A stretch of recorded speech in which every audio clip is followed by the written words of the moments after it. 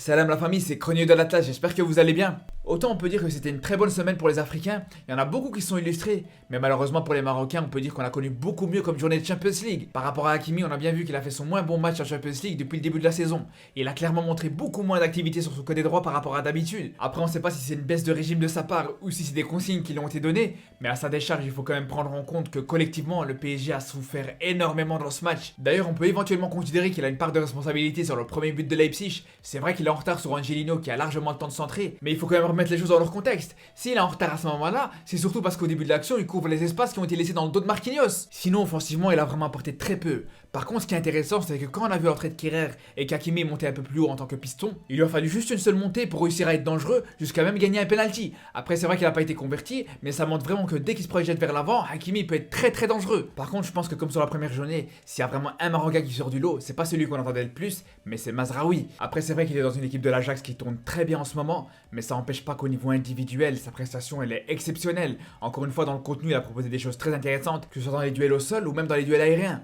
Mais là où il a vraiment éclaboussé par sa classe et par son talent, c'est au niveau technique. Il a été le joueur qui a réussi le plus de dribbles sur le terrain. Il est loin devant les Reus, Malen ou Haaland du côté de Dortmund.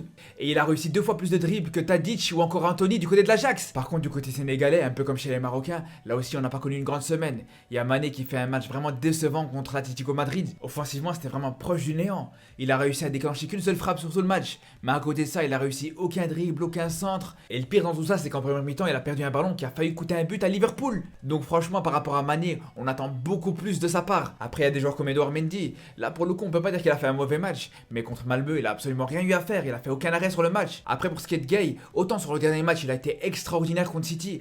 Mais sur ce match-là, à l'image de son équipe et à l'image surtout du milieu de terrain du PSG, il a vraiment pris l'eau et il a eu beaucoup de difficultés contre cette équipe de Leipzig. Par contre, s'il y a un joueur à retenir du côté sénégalais cette semaine, c'est Ballo Touré. Ça a été l'un des meilleurs joueurs du côté de l'AC Milan. Il n'a pas joué le match en entier, mais de ce qu'il a proposé, il a vraiment montré des choses intéressantes. Il a gagné la majorité de ses duels, que ce soit au sol ou dans les airs. Et même balle au pied, il a été vraiment très propre, même si c'est vrai qu'on peut lui reprocher un manque de projection vers l'avant. Après, du côté algérien, le joueur qu'il faut retenir encore une fois, c'est Mahrez.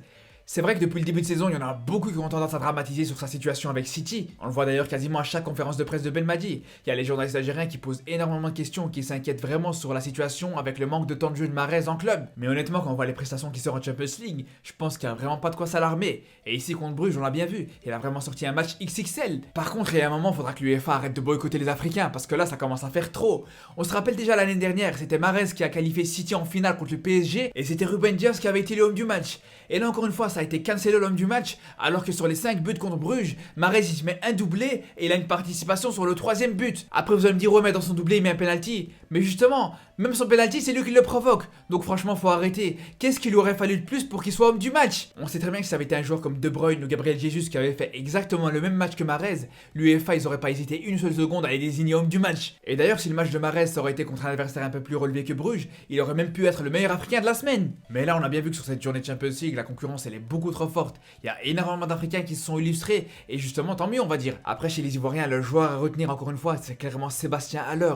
Une fois de plus il montre vraiment l'étendue de ses capacités et surtout il montre que c'est un attaquant qui est très complet. Encore une fois sur son but on a vu ses qualités dans le jeu aérien, sa capacité à se libérer du marquage et surtout son sens de l'anticipation. Et même dans le jeu il a vraiment montré qu'il était capable d'être au service de ses coéquipiers quand il était dos au but. Mais là où il est vraiment impressionnant c'est au niveau des statistiques. Il a marqué 6 buts en 3 matchs, c'est énorme. À chaque match il marquait au moins un but, c'est incroyable. En plus c'est la première fois qu'il participe à la compétition. Après du côté de la Guinée, on est obligé de parler du match de Naby Keita.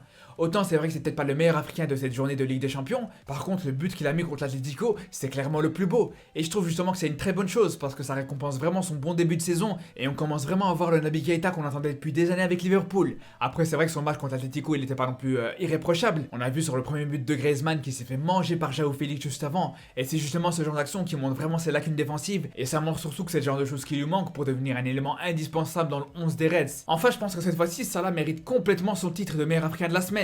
Autant sur les 2 premières journées, il est quasiment passé à ça. De toute façon, on a bien vu que sur ses 3 premiers matchs en Ligue des Champions, à chaque fois il a été bon, il a marqué à tous les matchs et il a toujours été performant. Et sincèrement, sur les 2 premières journées, on aurait très bien pu le considérer comme le meilleur africain. Après, c'est vrai que sur la première journée, t'as Haller qui te met un quadruplé contre le Sporting Lisbonne.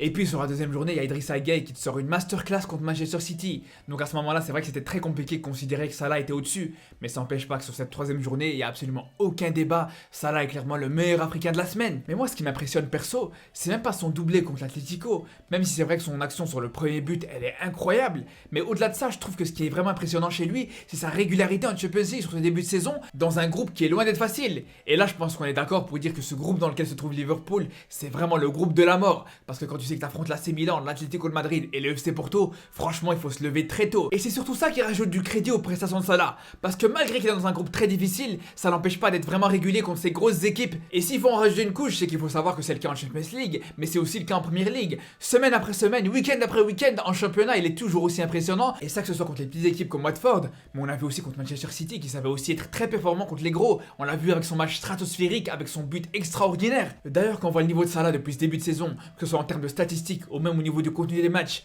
que ce soit en Premier League, dans le plus gros championnat du monde, ou que ce soit en Champions League, dans le groupe le plus difficile, sincèrement, je suis pas loin de penser que c'est le joueur qui fait le meilleur début de saison en Europe. Et pas seulement africain, je parle de toutes les nationalités confondues. Donc voilà pour cette vidéo, je vous retrouve dans pas longtemps pour parler d'un sujet qui fait beaucoup parler en ce moment, donc je vous dis à très bientôt, et surtout d'ici là, prenez soin de vous.